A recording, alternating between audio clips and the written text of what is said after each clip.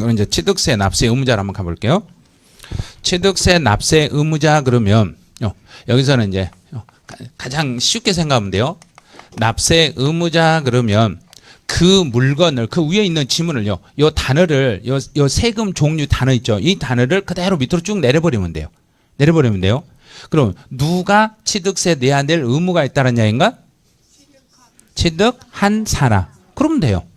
그러면 그 물건을 취득한 자. 취득한 자 이렇게 가는 거예요. 근데 취득한 자인데 여기다 이제 살만 살짝 붙이면 돼요. 그 물건을 취득한 자인데 그 물건에다가 등기나 등록을 한 사람 그래야 된가요? 등기 등록을 안 해도 그래야 된가?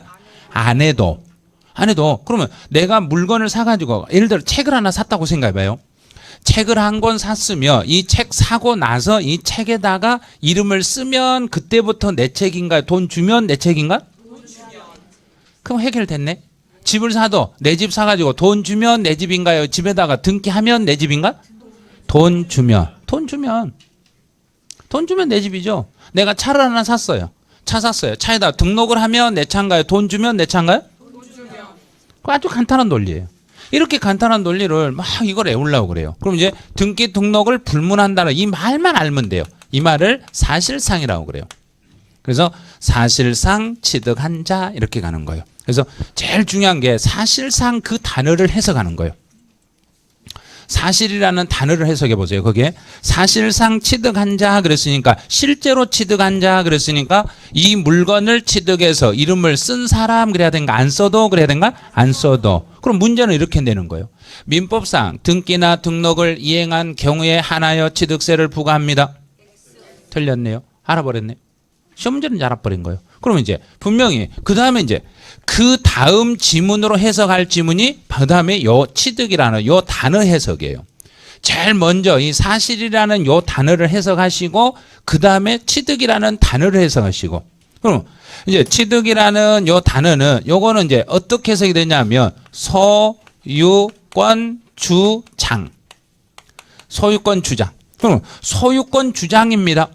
소유권을 주장합니다. 이 말은 이게 뭔 말인지 모르겠다. 그러면 내 거라고 주장할 수 있는 사람, 이 사람이 세금 내는 거예요. 자기 거라고. 이게 이 물건이 내 것이어야 할 수 있는 사람이 내는 거예요. 자, 그럼 이제 첫 번째 내용 봐보죠. 건축물에 부속 설비를 가설했네요. 이 말이 뭐냐면 이 건물이 있는데 이 건물에다가 지금 우리 이 학원 건물이에요. 이 건물에 에스컬레이터를 설치했다고 생각을 해봐요. 자, 그럼 에스컬레이터를 설치하는 순간 이 건물의 값어치는 그대로 가만히 있겠는가? 올라가겠는가? 뛰죠. 그럼 이제 잘 생각하셔야 돼요. 이 건물에 세입자가 이 건물에다가 에스컬레이터를 설치한다. 세입자가 설치하더라도 세입자 값어치가 뛰는가? 건물 값어치가 뛰는가? 건물 값어치가 뛰니까 건물은 세입자 건물인가? 건물주가 따로 있는가? 건물주가 따로 있죠. 그럼 세금은 세입자가 낸다? 건물주가 낸다? 바로 그렇게 푸시는 거예요. 이 논리를 알아야 이걸 알아야 이 문제 지문들을 다 풀 수 있는 거예요. 그런데 막 갖다 외우는 거예요. 암기하다 보니까 이런 개념들이 생각 안 나니까 암기가 안 되는 거 못 푸는 거예요. 자, 그럼 이제 볼게요. 건물에 부속 설비를 가설했다. 가설했다고 해서 가설한 사람이 중요한가요? 건물 값어치가 중요한가요? 건물 값어치가 중요한 거죠. 그래서 그 건물의 값어치가 올라갔으니까 건물 주인이 세금을 내는 거예요. 그래서 그 건물 주인을 주체 구조부 취득자라 하는 거예요. 그렇게 세금 내는 거예요. 그다음에 상속을 받았다. 그 상속을 받으면 사망자의 재산을 받은 사람은 누구의 값어치, 그 재산은 이제 누구한테 넘어갔는가? 상속인. 그러면 상속인이 여러 명 이렇게 있으면 이 중에 한 사람한테 넘어가는가? 모두에게 넘어가는가? 모두. 그럼 상속인 한 사람이다. 상속인 각자다. 각자. 봐요. 안 풀어도 그냥 쭉 읽어버리니까 나오네. 그럼 상속인 각자. 각자가 중요한 거예요. 그다음에 조합원용으로. 그럼 예를 들어 제가 이 물건을 제가 조합이에요. 제가 이제 주택 조합인데 여기 계신 분들이 조합원이에요. 그래서 제가 부동산을 살 때 조합에서 조합원들용으로 부동산을 샀어요. 조합원용으로 샀으니까 소유권을 조합이 주장하는가? 조합원이 주장하는가? 조합원. 됐죠? 그럼 세금 누가 낸다? 조합원. 그게 이번 30회 기출문제예요. 이런 게 조합원이 납세 의무를 지겠습니다. 그럼 뭐 내용 뭐 읽을 것도 없잖아요. 이 소유권 주장할 수 있는 사람, 이 사람이 꼭 등기해놓고 주장한다, 안 해도 주장할 수 있다. 봐요. 이 지문만 가지고도 납세 문제를 싹 풀잖아요. 이렇게 연습을 하셔야 문제들이 나중에 풀리시는 거예요. 그다음 지목을 변경했다 생각해봐요. 토지에 지목을 바꿨다는 이야기는 땅의 이름을 바꿨다는 이야기예요. 이름을 바꿨으니까 새 땅을 샀는 거야. 그 땅 그대로 가지고 있는 거야? 그 땅 그대로 가지고 있으면서 이름이 바뀌면서 값어치 올라가는가 떨어지는가?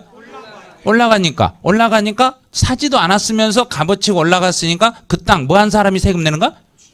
취득한 사람은 이제 소유한 사람, 가지고 있는 사람. 그래서 소유자라고 말하는 거예요. 그때는. 이렇게 말하는 거예요. 그래서 문제를 이제 지문을 읽을 때 그냥 이거 막 애올라가면 안 되고 이 가장 대표적인 단어가 뭔가를 보고 그 단어를 풀어버리라는 이야기예요. 그러면 바로 쭉 풀리게 돼 있어요. 그 정도예요. 그다음에 이제 하나 예를 들어 볼게요. 제가 가지고 있는 부동산이 하나 있어요. 내 형이 가지고 있는 부동산이 있어요. 그럼 나하고 형하고 부동산을 맞바꾸면 나는 취득세 안 내겠는가 내겠는가? 내죠. 형은 내겠는가 안 내겠는가? 내죠. 이게 시험이라고 오래 낸 거예요. 형제간에 부동산을 교환했습니다. 그럼 취득세 안 낸다? 낸다. 당연히 낸다. 왜? 내가 형 물건을 내가 주장할 수 있고 내 것은 형이 가져갔으니까 서로 각자 세금을 내면 되겠죠. 이런 식으로. 이게 취득세 납세 의무자 내용이에요. 그다음에 등록면허세요. 등록면허세 납세 의무자로 가보세요. 등록면허세에서는 누가 낸가 보세요. 등록면허세는 분명히 제가 지 물건 이 뒤에 뭐라고 썼는가 안 썼는가? 안 썼죠. 아무것도 없죠. 아무것도 없으니까 지금 등록면허세 낸다 안 낸다? 안 낸다. 그럼 제가 여기다 이름을 써요. 자, 이름을 쓰는데 이름을 써요. 이름을 쓰는데 뭐라고 쓰냐면 예를 들어서 홍길남 하고 썼어요. 자, 그럼 세금 누구한테 물린다? 길남이한테. 그런데 실제 물건 주인은 홍길동 거예요. 그럼 홍길동이가 낸다, 홍길남이가 낸다? 홍길남. 남자 썼잖아요. 여기다 쓴 거 쓰면 낸다 했잖아요. 쓰면 이 물건의 주인이 누군지 아닌지 생각한다 안 한다? 안 한다. 그렇죠. 바로 그거예요. 등록면허세는. 그래서 등록면허세는 그게 무슨 소리냐면 실제 주인이 있더라도 그 물건에다 이름을 쓰면 이름 쓴 그 사람에게 세금을 물리는 거예요. 그걸 28회, 29회 지문 한 줄씩을 시험에 출제했던 거예요. 그런 것들을요. 이제 권형이 이런 내용이 어떤 거냐면 그 문제 1번 지문 1번 한번 봐보세요. 문제 1번의 1번 지문 한번 봐보세요. 자, 29회 때 나왔던 거. 등록면허세 납세 의무자는 전세권자인 갑이다 그랬죠. 그러면 전세권자가 집 주인이 되는가요? 세입자가 되는가? 그러면 만약에 제 집 아니죠. 내 집이 아닌데 내가 세입자인데 집 주인 집에다가 내가 전세권 설정 등기를 하니까 이름 쓴 사람이 집 주인이 썼는가 세입자가 썼는가? 세입자. 그럼 세입자가 세금 물려라. 집 주인에게 물려라. 세입자. 이름 쓴 사람. 그럼 이름 쓴 사람 갑 됐잖아요. 이런 걸 막 암기하시면 안 돼요.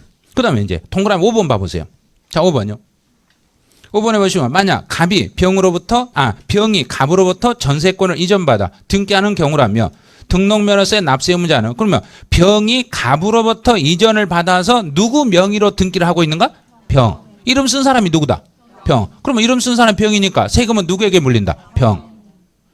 이건 납세 의무자 이거는 문제도 아니에요. 언제나 등록면허세는 무조건 뭐 한 것만 생각해라. 이름 쓴 사람만.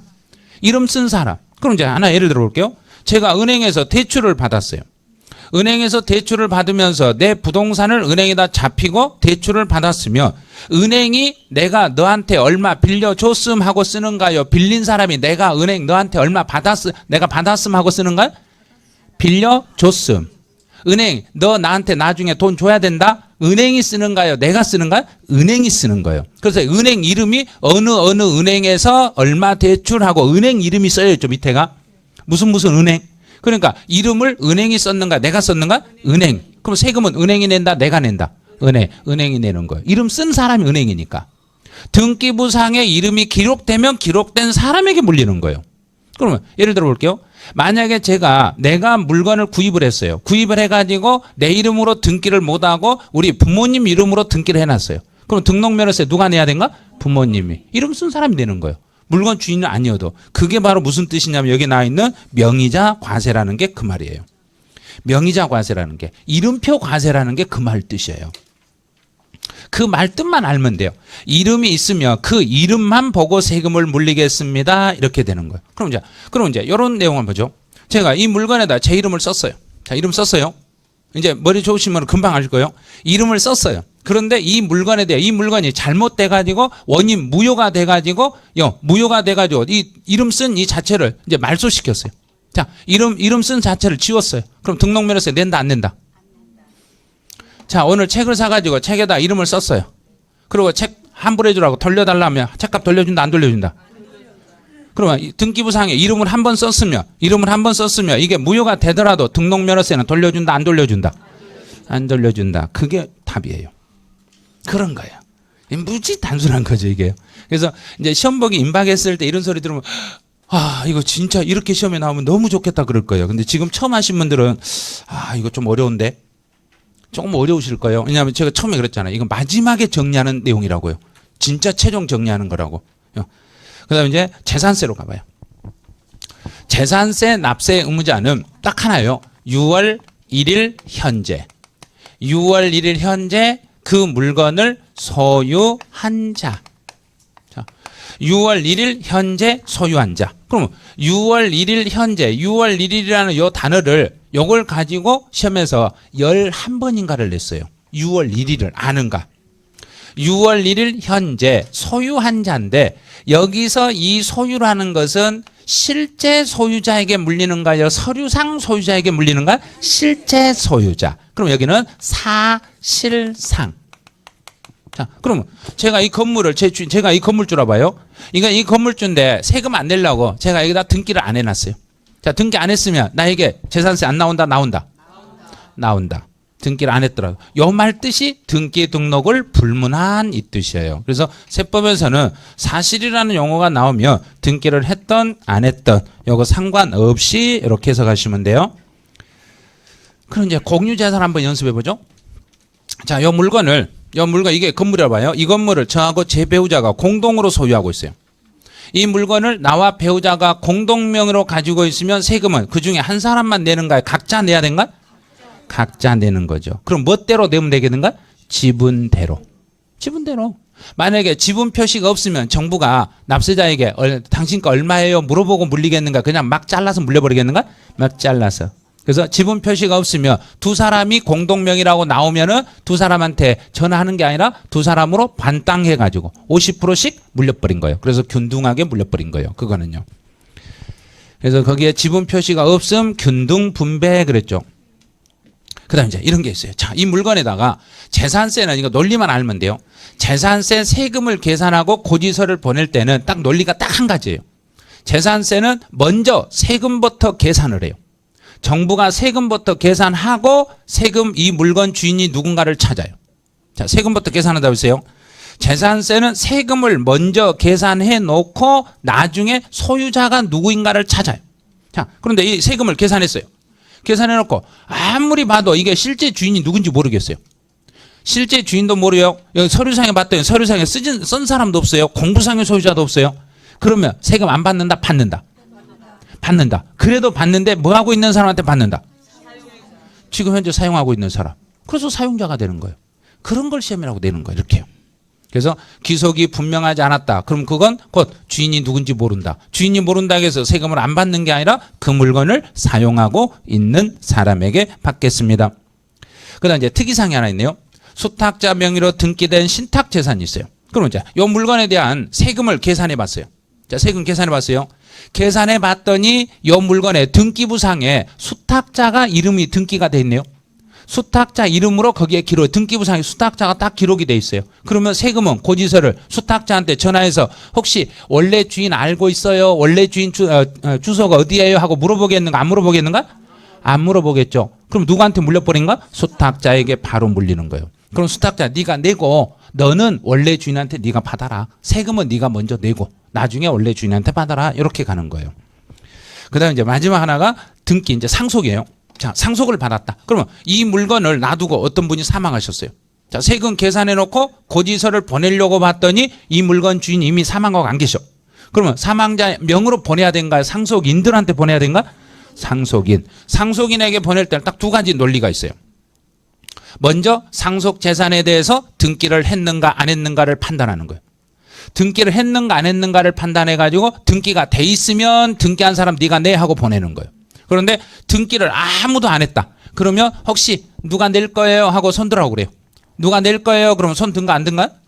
안 들어요. 그러면 정부가 그래 그러면 너희들 내지 말아라 그런가? 네가 내 그런가? 한 사람 지목해버린 거예요. 자, 이 중에서 한 사람을 지목해버린 거예요. 한 사람을 지목할 때 정부는 돈 받으려고 지목하겠는가? 돈 안 받으려고 지목하겠는가? 돈 받으려고. 그럼 돈 받으려고 하니까 지목당하는 사람은 돈 있는 사람이겠는가? 돈 없는 사람이겠는가? 돈 있는 사람. 그래서 상속재산을 제일 많이 가져갈 수 있는 사람, 그 사람을 지목하는 거예요. 네가 상속재산을 제일 많이 가져가니까 네가 내야지 하고 딱 지목해버린 거예요. 그런데 지분이 똑같다. 지분이 똑같은. 그러면 형제들 중에 생각 챙겨보세요. 형제들 중에 세금을 내려고 그래요. 이렇게 쭉 이렇게 형제들이 있어요. 형제들이 있는데 제일 막내가 그냥 내가 낼게 그런가? 제일 크니까 네가 내라 그런가? 그렇죠. 그러면 지분율이 큰 자가 없으면 누구한테 타켓이 간다는 얘기인가? 나이가 제일 많은 연장자를 타켓으로 삼는 거예요. 그러면 정부는 꼼짝 못하고 연장자는 낼 수밖에 없는 거예요. 그래서 먼저 지분율이 큰 자, 없으면 연장자 이렇게 순서가 되는 거예요. 그래서 이제 상속 등기도 없고 신고도 안 돼 있으면 주된 상속자로 가는데 이 주된 상속자의 순서를 잡을 때는 누가 1번이라는 얘기인가? 지분율이 큰 자. 그래도 안 되면 연장자, 나이가 많은 연장자 순으로 이렇게 가는 거예요. 이제 종합부동산세로 가봐요. 종합부동산세는 똑같아요. 6월 1일 현재 사실상 소유자입니다. 종합부동산세도 6월 1일 현재 사실상 소유자인데 여기서는 조심해야 돼요. 여기서는 뭘 조심하냐면 사실상 소유자인데 이 소유자가 기준 금액을 초과해서 소유한 자예요. 그럼 이제 이 금액을 알아야 돼요. 기준 금액 이걸 28회, 29회 연속 2번 이 기준 금액을 출제했어요. 여기서는. 그럼 이제 금액을 찾아봐요. 주택인 경우는 얼마 초과 그랬는 거 보세요. 6억 초과. 그거 금액을 잘 생각하세요. 종합부동산세에서 주택과 토지를 하겠는데 주택은 6억을 넘게 가지고 있는 사람만 내는 거예요. 그래서 사실 오늘이 12월 15일이에요. 오늘까지 종부세를 내야 돼요. 근데 오늘 은행에 가서 내려고 하니까 낼 수 있는 거 없는 거? 없죠. 그럼 오늘 못 내니까 언제까지? 내일까지. 16일까지 연장되는 거. 하루 연장되는 거예요. 그래서 납부 기한이 마지막 날이 공휴일이 되면은 그 다음 영업일로 가는 거예요. 그럼 이제 기준 금액인데 6억을 초과했다. 그러면 집 하나당 6억 초과 그래야 된가요? 내가 가진 거 합쳐서 6억 초과 그런가? 합쳐서 바로 위에 합산과세를 하겠잖아요. 그래서 종부세는 그 사람이 가진 집을 다 더해서 6억이 넘으면 종부세를 물리겠습니다. 이제 토지는 토지 중에서 우리 종합합산, 별도합산, 분리과세 세 가지가 있는데 어떤 땅은 종부세 안 물려요 그랬는가? 그렇죠. 분리과세. 이번에 답이 그 시험 문제 답이 일어났잖아요. 분리과세는 종부세 안 나오니까 종합합산, 별도합산만 종부세 대상인데 종합합산은 금액이 5억 초과, 별도합산은 80억 초과. 요 기준 금액들을 여기서는 익히셔야 돼요. 자, 기준 금액이요. 다시 한번 가보죠. 기준 금액에서 주택은 6억 초과, 종합합산 5억 초과, 별도합산 80억 초과. 이거 31회 시험을 보시는 분들도 요 기준 금액은 알으셔야 돼요. 요 기준 금액은 6억, 5억, 80억을 초과하면 종부세를 물리겠습니다. 그래요. 그다음 이제 양도소득세라 보세요. 양도소득세에서는 이제 이 양도소득세는 양도한 개인이 납세의무를 지는 거예요. 양도한 개인이에요. 요 개인이 납세의무를 지는데 이때 개인을 거주자인 개인과 비거주자인 개인으로 나눠요. 그럼 납세의무를 정할 때 거주자인 경우는 국내에서 벌어들인 소득과 국외에서 벌어들인 소득 모든 소득에 대해서 납세의무를 지고 비거주자인 경우는 국내 소득만 납세 의무를 지겠습니다. 이렇게 내는 거예요. 그러면 여기에서 지문을 한 줄을 출제해요. 이번 30회 시험도 여기에서 한 줄을 출제했어요. 그러면 어디를 타켓으로 삼냐면 이제 만약에 여러분이 출제 이혼이라고 생각해봐요. 출제 이혼이면 거주자와 비거주자 중에서 누구를 타켓으로 삼는 게 좋겠는가? 거주자. 우리나라에 살고 있는 사람 당연하죠. 거주자인데 이 사람이 우리나라 것을 타켓으로 삼겠는가? 외국 걸 타켓으로 삼겠는가? 그렇죠. 외국 거. 그래서 이번에 시험 문제 외국 거 타켓으로 삼아서 이걸 시험 문제 냈잖아요. 30회. 출제 이혼이 돼보시면 금방 알아요. 이걸 가지고 내야 헷갈리니까. 그러면 국외 소득, 외국에서 벌어들인 소득이 있는데, 자 이제 여기 갈게요. 외국요, 국외 자산이요. 외국에 있는 자산을 양도했다. 그럼 국외 자산을 양도하면 실제 거주자는 우리나라에 주소를 두고 살고 있는 사람과 우리나라에 들어와서 발바닥 며칠 이상 붙어 있으면 그랬던가? 183일. 그렇죠. 183일만 붙어 있으면 거주자예요. 그런데 183일 이상이 우리나라에 붙어 있다고 해서 그 사람에게 바로 양도소득세를 물려버리면 대한민국 무서워서 6개월 이상 여행 오겠는가 못 오겠는가? 못 오죠. 못 오는 거예요. 그래서 그걸 방지하기 위해서 예외적으로 국외자산을 양도했을 때는 우리나라에서 5년 이상을 살았던 사람만 세금 물리는 요 규정을 시험에서 내는 거예요. 그래서 올해도 요걸 시험에서 내는 거예요. 5년 이상. 그럼 거기에 5년 이상을 강조해 보세요. 끝에 보시면 국외자산을 양도했을 때는 우리나라에 몇 년 이상 주소나 거소를 둔 사람 그랬는가? 5년 이상 주소나 거소를 둔 사람에 한해서 납세 의무를 지겠습니다. 원래는 며칠 이상 살면 세금을 물려야 되는데 그렇죠.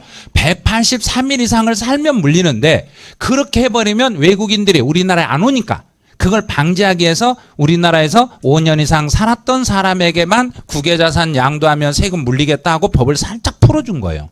여기서요. 그럼 이제 이런 문제들이 어떻게 나왔는 거 보세요. 28회 때 이제 재산세 나왔던 문제가 이제 6번 문제. 6번 문제 한번 봐보세요. 재산세에서 납세 의무자에 대한 설명으로 틀린 걸 찾아봐라 그랬어요. 1번 공유재산이네요. 여러 사람이 공동으로 소유하고 있으면 공동이면 세금 계산해 놓고 지분대로 나눠주면 되죠. 그래서 그 지분 권자를 납세 의무자로. 소유권의 기속이 분명하지 않네요. 세금을 다 계산해 놓고 다 계산했어요. 세금 계산해 놓고 기속이 분명하지 않았으니까 누구를 그래야 된가? 사용자. 사용자를 납세 의무자로 하겠습니다. 그다음에 이제 국가 3번이네요. 여기서는 무상이라는요. 무상으로 사용하고 있으며 내가 국가의 물건을 무상으로 쓰고 있으면 국가가 소유자죠. 실제 소유자는 국가예요. 그런데 내가 국가 땅을 무상으로 쓰고 있으니까 정부는 너 공짜로 쓰는 대신에 뭐라도 내놔라 그런가? 세금이라도 내놔라. 그래서 그때는 매수 계약자 네가 내놔라 이런 거예요. 그다음 네 번째는 공부상에는 개인 명의로 돼 있어요. 서류상에는 개인 걸로 돼 있는데 알고 봤더니 이게 종중 거예요. 그런데 종중 소유물 신고하지 않았어요. 그러면 종중 거라는 걸 신고 안 했으니까 정부는 이걸 종중 거라는 걸 아는가 모르는가? 모르죠. 종중 거라는 사실을 모르니까 어쩔 수 없이 누구에게? 공부상 소유자에게 물릴 수밖에 없습니다. 그다음에 상속. 등기도 안 돼 있고 신고도 안 돼 있으니까 정부가 상속인 각자에게 물리는가? 너 한 사람한테 지목을 하는가? 한 사람 지목이니까 여기 공동상속인 각자가 아니라 주된 상속자 이렇게 가는 거죠. 주된 상속자에게 세금을 물리겠습니다. 그래서 5번 이렇게 이게 틀린 거예요. 이런 식으로. 그래서 문제 보면은 그렇게 막 어렵거나 그렇지는 않아요. 이 문제 풀 때 보면. 그래서 납세 의무자 같은 경우는 실제로 납세 의무자하고 관련된 거는 이런 식으로 문제를 풀어내시면 충분히 풀 수 있어요. 이 정도는. 이제 납세 의무자는 여기까지만 해놓으시고요. 이제 과세 표준으로 가봐요. 이제 과세 표준 같은 경우는 이 과세 표준하고 관련된 것은 요거는 이제 문제 내면 과세 표준이 무슨 뜻인지를 알으셔야 돼요. 이 과세 표준이라는 건 세금을 계산할 때, 자, 분필. 이 분필 보이죠? 이 분필. 지금 문구점에 가면 얼마 주고 살 수 있겠는가? 이 정도면. 그냥 대충 말해보세요. 100원. 자, 그게 뭐라는 이야기인가? 과세 표준. 금액 정하는 거.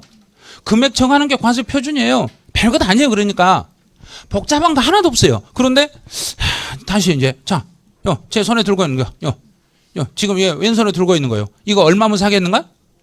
500원. 그럼 500원 과세 표준이에요. 나는 1,000원 주고 샀는데요. 그럼 그 사람 1,000원이 과세 표준이에요. 나는 10,000원 주고 샀는데요. 그럼 나는 10,000원이 과세 표준이에요. 그럼 내가 물건을 사는 사람이 내가 샀던 금액 그대로 신고하라는 이야기인가? 거짓말하라는 이야기인가? 그러면 그게 뭐라는 이야기인가? 실거래가. 실거래가라는 소리예요. 그게. 그런데 저걸 얼마로 거짓말할까? 얼마로 쓸까? 얼마로 해야만 세금이 적게 나올까? 이 생각하니까 어려운 거예요. 오늘 시험 볼 때는 있는 그대로만 하면 되는 거예요. 그렇죠? 취득세의 과세 표준. 과세 표준은 얼마 이 말이에요. 얼마로 할까? 이런 뜻이에요. 얼마로. 그러면 취득세에서는 내가 물건을 샀을 때 그러면 그 취득 당시에 그럼 취득세는 내가 알아서 그래야 된가요? 정부가 알아서 그래야 된가? 내가 샀으니까 내가 알아서 얼마 주고 샀다고 신고하면 돼요. 그러면 취득 당시에 신고한 가액을 말합니다. 그러면 여기서 신고할 때는 실제로 산 금액을 신고해야 된가요? 거짓말로 해야 된가? 실제로 산 금액. 그럼 끝났잖아요. 자, 됐어요. 이제 그러면 취득세 그럼 이제 가보죠. 취득 당시에 신고 가액입니다. 그러면 이제 여기서 취득 당시에 내가 신고한 가액인데 신고를 할 때는 내가 이 물건을 구입할 때 들어간 돈 조금 들어갔으니까 내가 들어간 돈을 그냥 어떻게든지 저는 내 입장에서는 어떻게든지 적게 쓰려고 한가요? 많이 쓰려고 한가? 적게. 정부 입장에서는 어떻게든지 많이 받으려고 한가요? 적게 받으려고 한가요? 많이. 그러면 이 법은 정부 편에서 만들었는가요? 납세자 편에서 만들었는가? 정부 편. 납세자는 봉이에요. 세금 계산할 때 납세자는 봉이에요. 그러니까 세법은 무조건 누구 편에 서서만 해석해라. 정부. 그러면 정부 편에 서서 해석하니까 이 가액을 어떻게든지 더 많은 액수를 쓰게 만들겠는가? 적은 액수를 쓰게 만들겠는가? 많은 액수를. 그러면 그 물건을 취득하기 위해서 취득에 소요된 직접적으로 들어간 돈이든 직접 들어간 돈은 당연히 그 물건 살 때 직접 들어간 돈은 여기 써야죠. 그러면 간접적으로 들어간 돈은 여기 써야 되겠는가? 안 써도 되겠는가? 정부 입장에서는 어떻게든지 이 금액을 올리려고 한다, 낮추려고 한다. 올리려고 한다. 그러면 간접 비용도 더해라. 간접까지 더해라 이 말이에요. 그러면 다 똑같이 하면 돼. 뭘 생각하냐면 30일에 공인중개사 자격증 취득하기 위해서 학원 수강료만 갖다 쓰라는 이야기인가요? 수강료 말고 다른 것도 다 쓰라는 이야기인가? 다 쓰라는 소리예요. 오늘 일요일날 오늘 원래 학원이 없는데 오셨잖아요. 왔으니까 오늘 온 교통비까지 쓰라는 이야기예요. 오늘 와서 점심 드시면 점심값도 쓰라는 이야기예요. 그게 이 간접비용이에요. 그럼 그 물건 사기 위해서 이게 들어간 돈 전부를 써야 되는 거예요. 그래서 엄청난 액수를 써야 돼요. 그러면 실제로 직접 비용과 간접 비용을 일일이 열거를 다 해줘요. 일일이 열거해주고 무엇과 관계 있는 것은 전부 더해라 그래야 된가? 취득과 관련돼. 이것만 생각하면 돼요. 아, 요거 취득과 관계 돼 있겠네? 그럼 당연히 더하는 거고. 관계 없겠네? 그럼 당연히 빼는 거고. 그걸 29에 계산 문제라고 출제한 거예요. 이걸요. 이런 걸 가지고 계산 문제라고 출제. 여기가 29회 때 여기가 계산 문제로 출제됐어요. 이 부분이요. 그럼 이제 다시 연습 한번 배울게요. 건설 자금이자다. 자, 건설 자금이요. 건설 자금이자. 여기서 건설이라는 거 뭐냐면 취득이에요. 그 물건을 여기다 이제 넣어볼게요. 건설 자금이자. 자, 건설이라는 이 말 자체가 뭐냐면 그 물건을 취득하게 들어간 취득 자금이자예요. 그 물건을 취득하기 위한 자금이자니까 당연히 취득 가격에 들어간다 안 들어간다. 뭐가 관계 있으니까. 취득과 관계 있으니까. 뭐 너무 단순하잖아요. 이걸 아니 이게 지금 뭔 말이지? 그런 게 아니라 건설을 취득으로 바꿔치기 버리면 되는 거예요. 자, 그다음 두 번째요. 연체료와 할부이자가 있네요. 그러면 연체료와 할부이자. 그러면 여기서 할부는 무엇 하기 위해서 제가 할부했는가? 자, 취득하기 위해서. 자, 봐요. 잘 생각해보세요. 학원비가 예를 들어서 학원비가 100만 원이다. 100만 원인데 자 카드를 냈어요. 몇 개월 하실래요? 시험 볼 때가 10개월이니까 10개월 할부로 해주세요. 자 10개월 할부라면 할부 이자 안 나간다 나간다. 통장에서 빠져나가죠. 같이요. 돈 나갈 때 이자까지 같이 나가죠. 그럼 이자는 내 통장에서 나가는가요? 다른 사람 통장에서 나가는가? 그러면 내가 할부 이자까지 부담했는가 안 했는가? 했죠. 했으니까 그것도 뭐 하기 위해서 들어간 돈이다. 취득하기 위해서. 그럼 당연히 할부 이자나 연체료는 취득가액에 포함해야 된다 안 해야 된다? 당연히 해야 되겠죠. 논리 아무 관계도 없는 거예요. 그런데 할부 이자나 연체료가 나갈 때 혹시 법인들은 장부상에서 기록되면 장부를 확인하면 돼요. 법인은 장부상에 할부 이자가 기록이 되겠는가 안 되겠는가? 되죠. 그런데 개인들이 장부를 쓸 때는 할부 이자나 연체료 같은 거 쓸 때 할부 이자라고 나눠서 쓰는가요? 전체 금액으로 써버린가? 전체 금액. 그리고 개인들이 우리 가계부를 쓸 때 내가 할부금 얼마 나갔다. 그럼 거기 할부금 얼마, 이자 얼마 따로따로 구분되는가 안 되는가? 안 되죠. 그러면 계약서 쓸 때 우리 이거 뭐 쓸 때 보면 가계부 쓸 때 보면 금액 얼마 이렇게 써놓잖아요. 그럼 할부 이자 따로 구분했다 안 했다? 안 했다. 그럼 정부가 이거 얼마인지 구체적으로 안다 모른다? 모른다. 그래서 누구는 개인은 포함한다 제외한다? 제외한다. 간단한 논리예요. 아무런 논리도 아닌데 이걸 막 외워요. 이게 실제로 이건 암기하는 게 아니에요. 그래서 연체이자나 할부이자는 법인 같은 경우는 이게 법인이라는 이야기예요. 법인은 장부상에서 확인이 되기 때문에 법인은 할부금하고 이자하고를 따로 표시해서 다 기록하게 돼 있어요. 그래서 법인들은 장부에서 확인이 되니까 당연히 취득가액에 포함시켜서 세금을 계산하지만 개인 같은 경우는 할부이자를 따로 구분을 안 해요. 그러다 보니까 얼마가 할부이자인지 구체적으로 몰라요. 그래서 개인 같은 경우는 제외를 시키겠습니다. 이렇게 가는 거예요. 바로 밑에 보시면 이제 공인중개사에게 지급한 중개보수가 있네요. 이게 중개보수. 이 부분은 이번 이제 31회 시험 문제라고 보고 준비를 하시면 돼요. 중개보수는 올해 이제 이번 연도에 법은 개정이 됐는데 시험에 출제 안 했어요. 왜 안 했냐면 29회 때 계산 문제로 이미 이쪽을 출제해버렸기 때문에 30회 때는 안 낸 거예요. 그러면 31회 때는 이론 문제로 이걸 출제하는 거예요. 제일 중요한 내용이니까. 그래서 중개보수 같은 경우는 자, 법인들이 중개보수를 주면 원칙이요. 법인들은 중개보수를 주면 장부상에 얼마 줬다고 표시 정확하게 한가 안 한가요? 해야죠. 해야죠. 그러면 너는 포함이에요. 그러면 법인은 포함이란 이야기예요. 그런데 개인들은 중개보수를 줄 때 우리 계약서를 쓸 때 계약서상에 중개보수 얼마라고 계약서에 표시하는가 안 하는가? 안 하죠.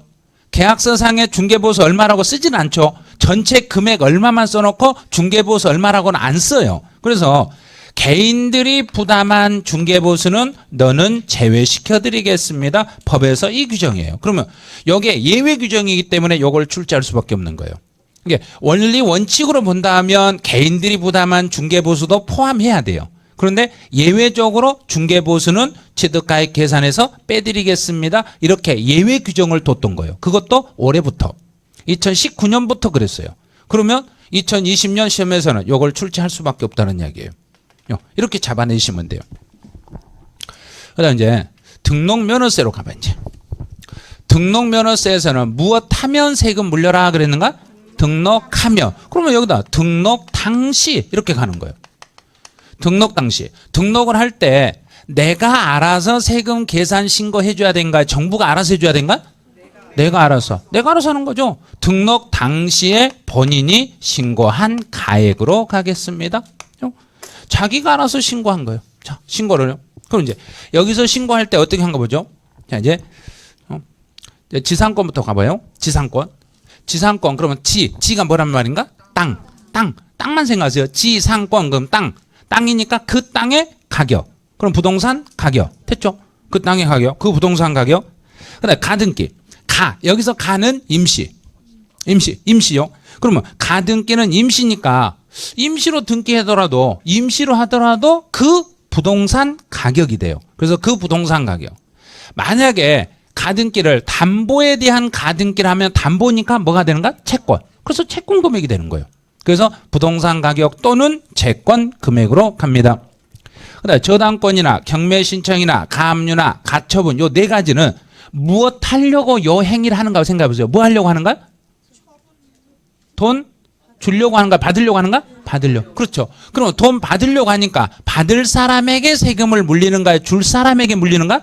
받을 사람에게 물리죠. 그럼 받을 금액이 뭐가 되는가? 채권 금액이 되는 거예요. 그래서 채권 금액만큼을 기준으로 삼아서 물리는 거예요.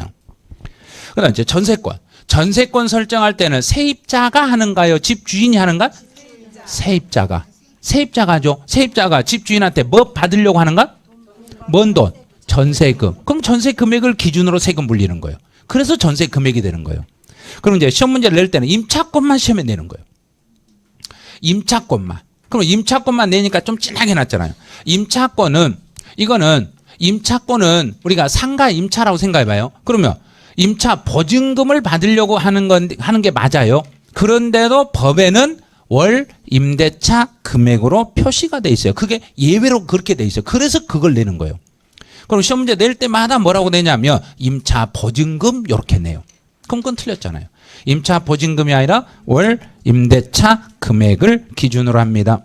자, 그럼 이제 등록면허 세개를 됐어요. 이제 재산세로 가봐요. 재산세를 어느 날 가지고 있으면 그랬는가? 6월 1일.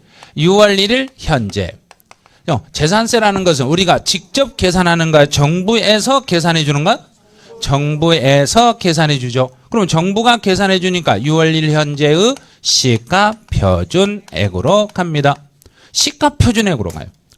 6월 1일 현재 시가 표준액인데 여기서 이 시가 표준액은 정부가 우리 개인들하고 상의한 금액인가요? 정부가 정한 금액인가? 그렇죠. 정부가 정한 금액이죠. 그런데 분명히 제가 재산세 계산할 때는 세금부터 계산한다. 납세자, 소유자부터 찾는다.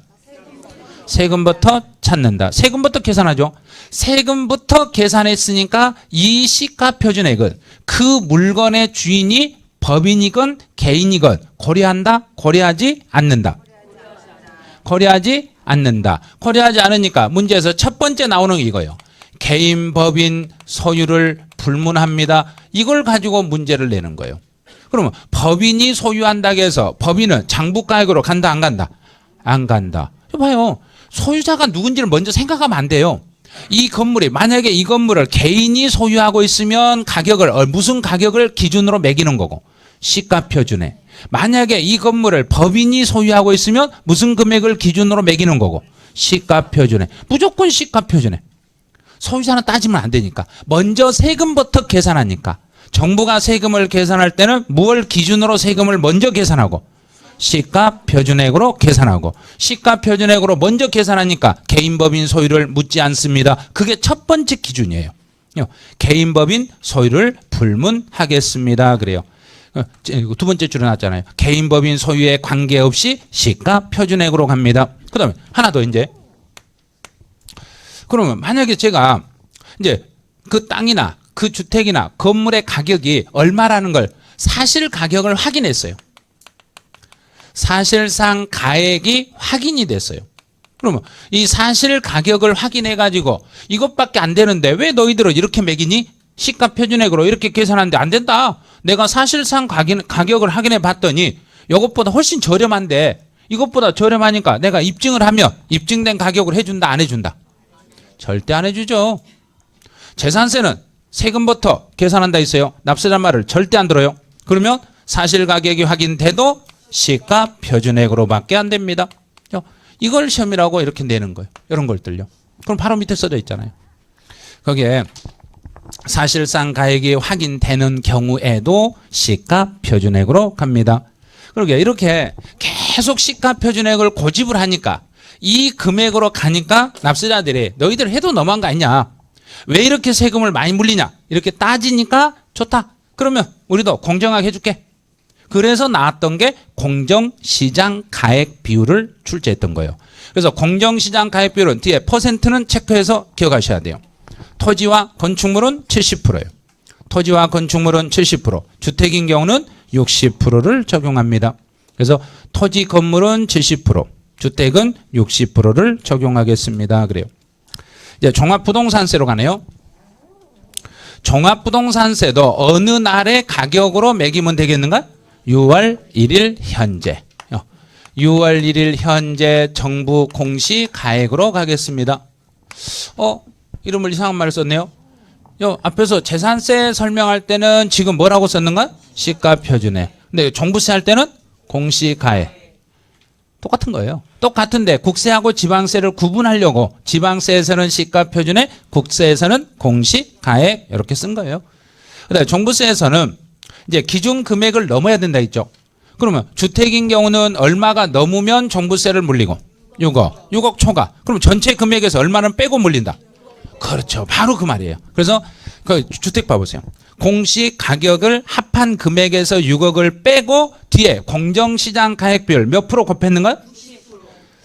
뭔 소리 하는 거예요? 지금 올해 85%인데 왜 90이라고 써요? 어떠 아닌가요? 그래요. 내년부터 90%로 바뀌어요. 개정이에요.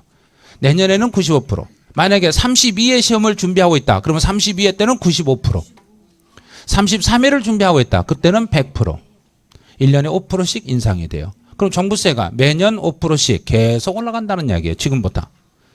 그래서 아니 이거 하나만 봐도요. 내년에 종부세는 올해보다 더 나온다는 소리죠. 지금 내일까지 종부세 내시는 분은 아이고 또 죽었네. 그러면 이거 내년에 팔아야 되나 말아야 되나 이런 생각하실 거예요. 이것만 올라간 게 아니라 내년에 또 공시가격이 또 올라가잖아요. 공시가격 올라가지요. 공정시장가격비로 올라가죠. 그러면 지금보다 세금이 꽤 많이 나오겠죠 또. 그런데 또 세율이 누진율이니까 엄청나게 나오겠죠. 그래서 요것 때문에 내년 상반기에 부동산 주택들을 내놓을 거라고 금매가 나올 거라고 전부 다 예상하는데 금매 나올 건 이미 다 나오고 없어요. 이 나올 건 이미 다 나오고 없어요. 그러니까 이거 아무리 올려도요 나올 게 없어요 지금. 왜? 내 집 하나밖에 없는데 내가 어떻게 팔아요? 그 집을. 집값이 너무 올라가지고 내 집 하나밖에 없는데 집값이 올라서 세금 더 물리면 방법이 없어요 지금. 그래서 내년에는 90%로 올라가요. 이미 이건 법이 작년에 결정이 돼가지고 바꾸지 않아요. 그래서 90이라고 써놓은 거예요 거기에. 그래서 일단 90%를 곱하는 거예요. 90%라고 체크하세요. 그러면 주택인 경우는 얼마 빼고 90% 곱한다. 6억 빼고. 그러면 종합합산 토지는 얼마 빼고 90% 곱한다. 5억. 별도 합산은 80억 빼고 90% 곱한다. 그럼 빼기만 잘하면 돼요. 그러면 기준 금액을 알아야 이걸 푼다는 이야기예요. 그 다음에 이제 양도소득세로 가봐요. 양도소득세에서는 이 양도소득세에서 여기에서 계산 구조 나오죠. 양도소득세 과세 표준 문제에서는 해년마다 2개에서 3개가 나와요. 잘 체크하세요. 거기 양도소득세 과세 표준 칸 있죠. 그 칸을 나중에 공부를 좀 많이 하셔야 돼요. 지금은 제가 식만 알려드리는데 요 식만이 아니라 엄청나게 많이 하셔야 돼요. 양도 가액에서 출발을 해가지고 취득 가액을 빼고 또 필요 경비를 빼요. 필요 경비를 이렇게 빼면 양도 차익이 나와요. 이제 문제는 여기까지 해서 한 문제가 나와요. 양도 차익까지 계산하는 거 여기까지 한 문제를 출제하는데 구체적으로 취득 가격이 뭐고 필요 경비가 어떻게 되고 양도 차익을 어떤 식으로 계산하는가 요거에서 하나를 출제해요. 그러면 양도 차익이 나오면 장기 보유 특별 공제라는 걸 또 빼요. 장기 보유 특별 공제를 이렇게 뺐어요. 장기 보유 특별 공제를 빼고 나면 양도소득 금액 이렇게 나와요. 양도소득 금액에서 다시 양도소득 기본 공제를 빼요. 여기까지 빼고 나면 양도소득 과세 표준이 나와요. 과세 표준에다 세율을 곱하기 하시면은 산출세액이 나와요. 이 과정에서 여기에서 이 부분에서요. 이렇게 해가지고 또 한 문제가 나와요. 이렇게 해서. 그러면 이 위에서 한 문제, 여기서 한 문제 이렇게 2개가 나와요. 그런데 여기를 이 중간을 다시 이렇게 싸잡아서 하나 더 나올 때 있어요. 그래서 2개에서 3개는 고정으로 나오는데 이번 30회 시험에서는 여기를 출제했어요. 세율을 출제했는데 이 세율이 모두 정답 처리가 돼버렸어요. 왜 모두 정답 처리가 됐냐면 자료 제시가 불분명했다. 그래서 세율이 모두 정답 처리됐어요. 그러면 31회 시험에서 세율은 절대로 안 낸다는 이야기예요. 이걸 이 자료 제시를 한다면 자료 제시를 하려면은 한 면을 다 줘야 돼요. 어마어마하게 많은 자료를 제시해 줘야만 완벽한 문제가 돼요, 이제는. 그러니까 세율 문제, 여기서 세율은 이제 시험에 못 내는 거예요. 그러면 나올 수 있는 게 여기밖에 못 내요. 이렇게요. 장기보유 특별공제와 양도소득 기본공제 이 내용을 가지고 문제를 낼 수밖에 없는 거예요. 그래서 여기는 계산 구조는 양도소득세에서 이 부분은 별도로 공부를 좀 하셔야 돼요. 나중에 계산 구조에서 따로따로요. 세부 항목 전체를 나중에 공부를 따로 하셔야 돼요. 여기는 지금 시간을 이것만 설명하는 것도 한 4시간 걸려요. 그러니까 이쪽은 따로 설명을 좀 못 해드리니까 나중에 혹시 양도소득세 배울 때 이쪽 배우실 때 조금 더 신경 써서 좀 배워주시기 바라네요. 이쪽은.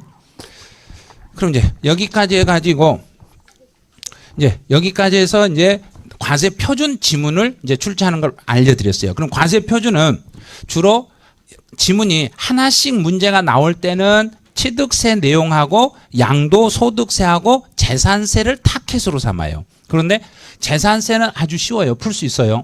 근데 양도소득세가 제일 어려워요. 과세 표준 쪽은. 그래서 양도소득세 과세 표준은 집중적으로 공부를 좀 더 하셔야 돼요. 이제 세율 쪽으로 가봐요. 이 세율은 해년마다 한 3문제 정도 출제가 돼요. 그래서 이번 이제 30회 시험에서는 세율이 어디 나왔냐면 취득세 한 문제, 재산세 한 문제, 양도소득세 한 문제 해서 3문제를 출제했어요. 세율 문제는. 근데 이 세율 문제는 해년마다 이렇게 3개씩 나오는데 어쩔 때는 아예 안 나올 수도 있어요. 29회 때는 세율 문제가 한 문제도 안 나왔어요. 그러니까 30회 때는 딱 3개 나올 거라 예상했는데 나왔어요. 근데 세율은 율만 암기하면 돼요. 그래서 이제 거기에 세율, 취득세 세율부터 가보세요. 취득세는 이렇게 암기하시면 돼요. 농지하고 농지가 아닌 것을 이렇게 따로 이렇게 암기하셔야 돼요. 그럼 이제 거기다 농지하고 농지 이외를 구분해 놨죠. 첫 번째로 유상. 유상으로. 농지를 유상으로 취득하면 이게 3%예요. 농지가 아니면 4%예요. 이번 시험에서 정답은 이게 정답이었어요. 어떻게 나왔냐면 이제 보여드릴게요. 여기 나왔죠. 7번 문제요. 취득세 표준세율이 가장 높은 것은 그랬어요. 세율 중에 취득세 세율이 가장 높은 걸 찾아라 그랬어요. 그럼 이제 세율을 쭉 보니까 지금 본 게 여기네요. 5번. 유상 거래를 원인으로 농지를 취득했습니다. 농지를 유상으로 취득하면 방금 몇 프로 그랬는가? 3%. 요게 3%예요. 자, 요게 3%예요. 됐죠? 그럼 이제 다른 거 이제 찾아보죠. 그다음 이제 두 번째로 봐야 될 게 상속. 자, 상속이에요. 농지를 상속을 받으면 2.3%, 농지가 아니면 2.8%. 자, 그러면 이제 이거 찾아요. 찾아보죠. 1번요. 상속으로 건물, 주택이 아니라 있어요. 건물을 상속을 받았으니까 상속으로 취득했으니까 몇 프로 그래야 된가? 자, 다시요. 봐요. 농지가 아니죠. 농지가 아닌 것을 상속을 받았어요. 그러면 2.8%.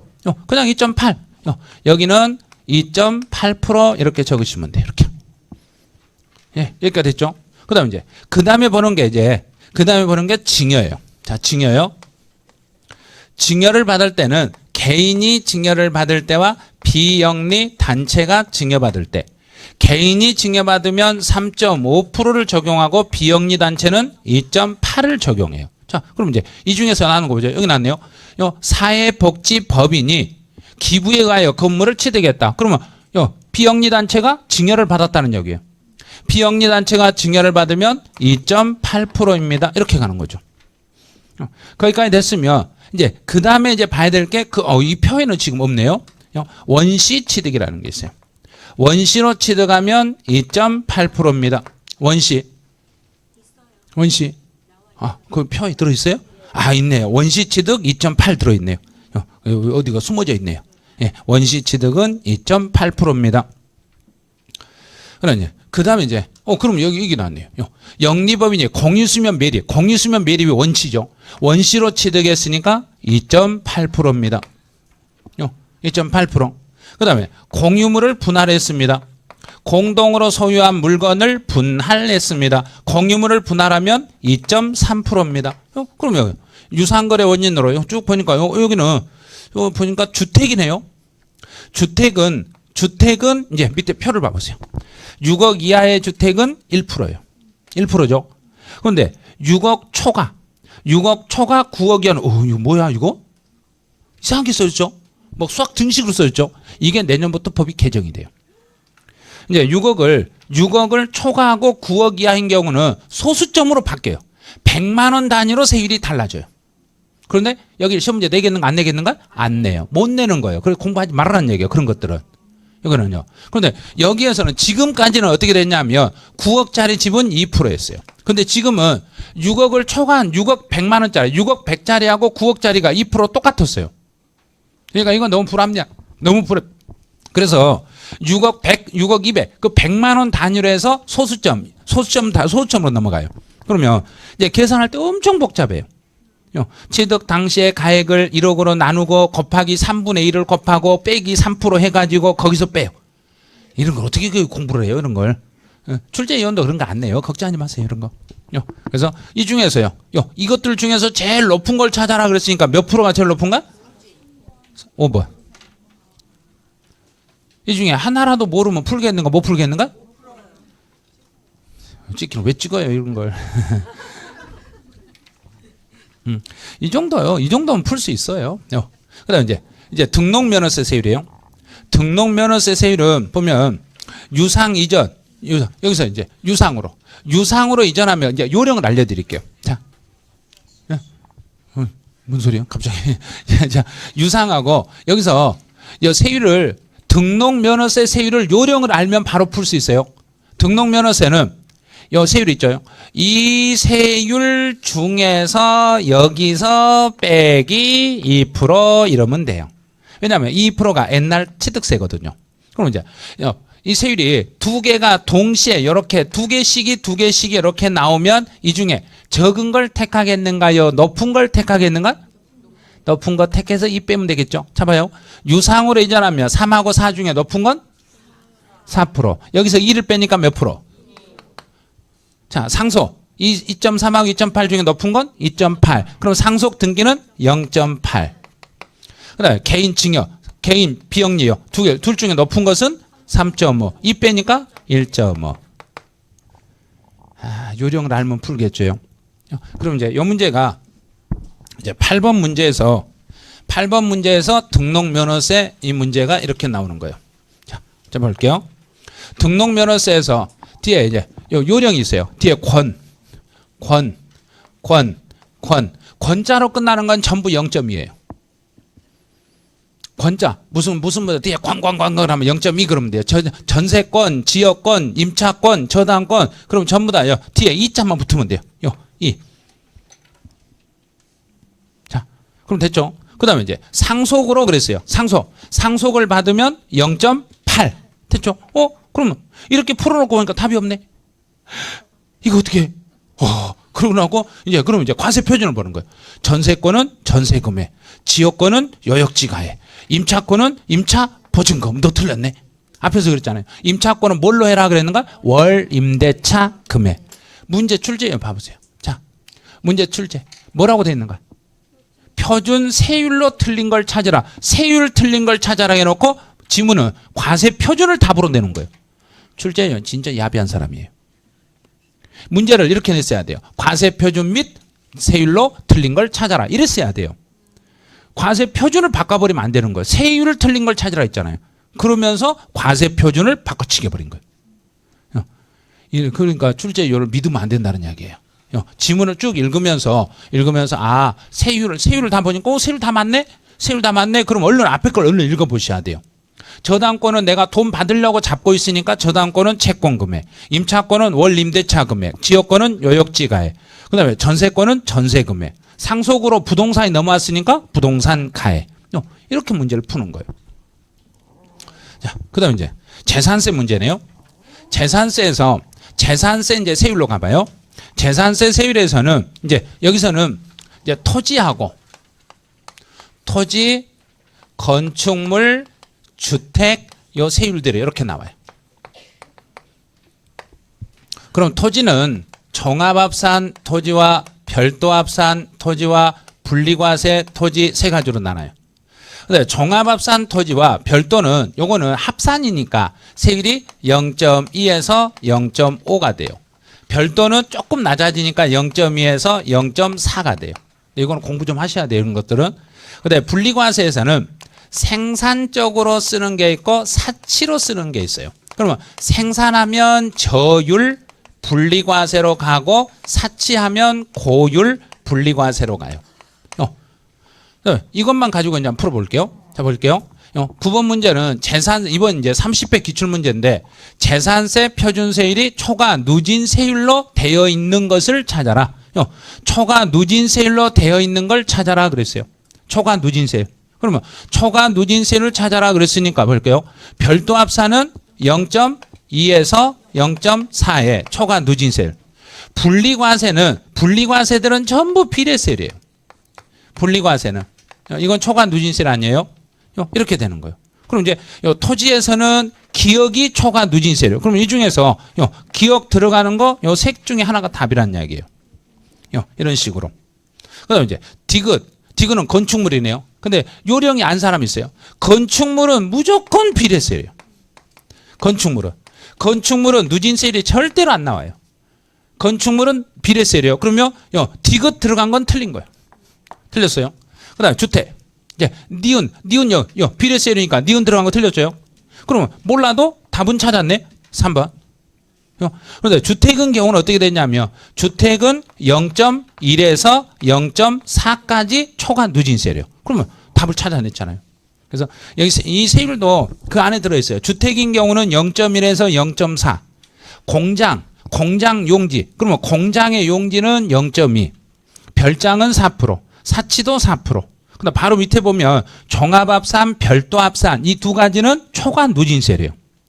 주택은 초과 누진세율. 그러면 초과 누진세율로 갈 수 있는 것은 종합합산, 별도합산, 주택 요 세 가지만 초과 누진세율이에요.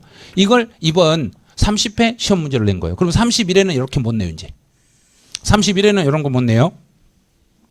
그다음에 종합부동산세 같은 경우는 요거는 세율을 낼 수가 없어요. 왜냐하면 종합부동산세 세율은 시험 문제를 낼 수 없는 이유가 이번에 개정이 되면서 너무나 심하게 개정이 됐어요. 그래서 이걸 시험에 못 내요. 그래서 종부세 같은 경우는 지금도 보류하세요. 그다음에 양도소득세 세율로 이제 가봐요. 양도소득세는 세율이 토지, 건물일 때하고 주택일 때하고 세율이 달라요. 이렇게 달라요. 그러면 둘 다 미등기다. 자, 미등기요. 미등기 상태로 팔았습니다. 자, 미등기로 팔았어요. 미등기 상태로 팔았으면 땅이나 건물도 70%, 주택도 70%, 둘 다 70%예요. 미등기면. 그래서 등기 안 하고 팔면 이제 암기할 때 이렇게 하시면 돼요. 미등기로 팔면은 세금을 너무 많이 물려버리니까 이렇게 물려버린 거예요. 어떻게 물리는 거야? 미 7지경으로 물려버린 거예요. 그렇잖아요. 미등기로 팔면 70% 물려버린다. 이걸 29회, 30회 두 번 출제했어요. 이 지문을 두 번씩이나 출제했어요. 그다음에 보유기간에 따라서 보유기간이 1년 미만이다. 자, 1년 미만이에요. 1년이 안 된 상태로 등기하고 1년이 안 된 상태로 팔면 토지 건물은 50%예요. 그런데 주택인 경우는 40%예요. 토지 건물은 50%를 물리는데 주택인 경우는 40%만 물려요. 그다음에 이제 1년 이상, 2년 미만, 1년 이상, 2년 미만을 보유했다. 그럼 토지 건물인 경우는 40%를 물려요. 그런데 주택인 경우는 6에서 42%의 초과 누진세로 가요. 이제 차이가 났죠. 그다음에 2년 넘었다.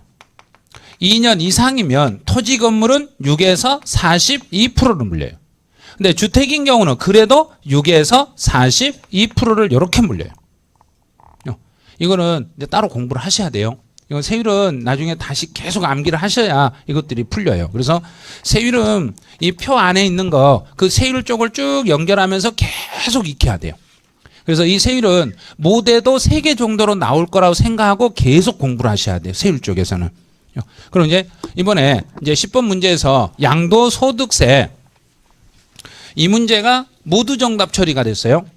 이 문제가 모두 정답 처리가 됐는데 거주자가 국내에 있는 자산을 양도한 경우에 여기서 자산에 대한 여기 자산에 대한 구체적인 자료를 제시하지 않았다. 그래서 모두 정답 처리한 거예요.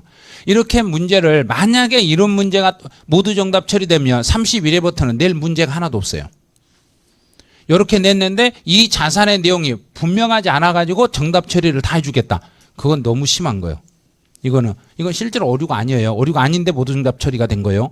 지금 그래서 이런 경우에 적용되는 세율로 틀린 걸 찾아라. 그럼 보유기간 1년 이상 2년 미만인 등기된 상업용 건물 이 자산을 건물이라고 주어졌잖아요.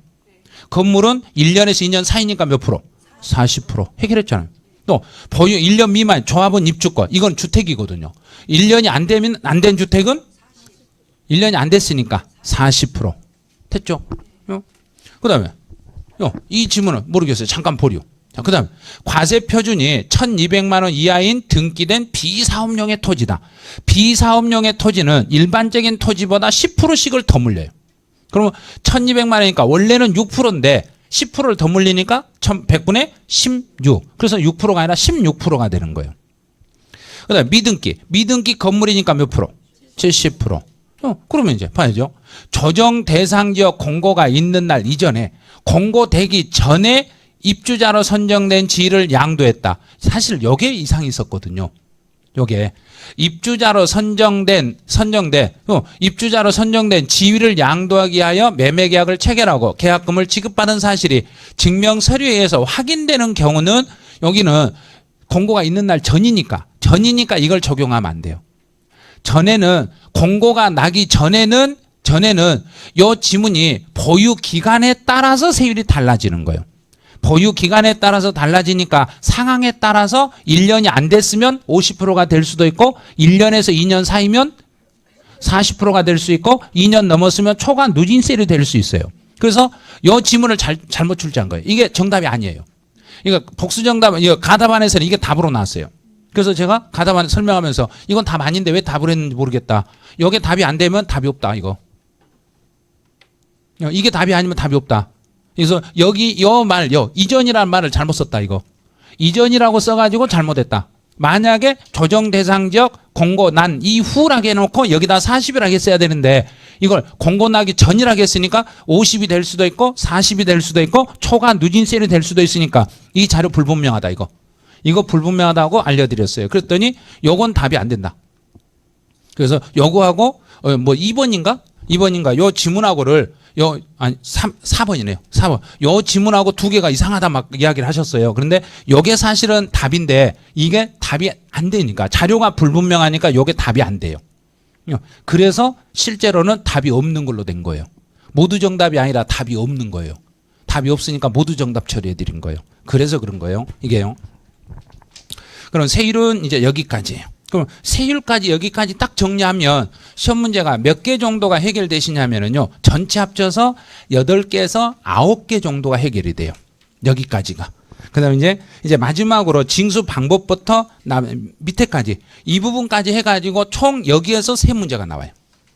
여기에서 끝에까지. 지금 이 마지막까지 3개가 나와요. 그럼 3개가 나오면 그 3문제만 맞히면 12개가 나와요. 그래서 이 표 하나 가지고 12개를 해결할 수 있는 거예요. 이 표 한 장 가지고. 그래서 시간이 원래는 12시까지인데 지금 시간이 2시부터 아마 정립시간을 하시니까 1시에서 1시 한 10분 정도까지 아마 진행을 해야 될 거예요. 그래서 1시간 정도 더 하고 끝내야 되니까 이제 시간은 지금부터 한 5분 정도? 5분만 쉬었다 바로 갈 거니까요. 5분 안에 다시 들어오시기 바라네요.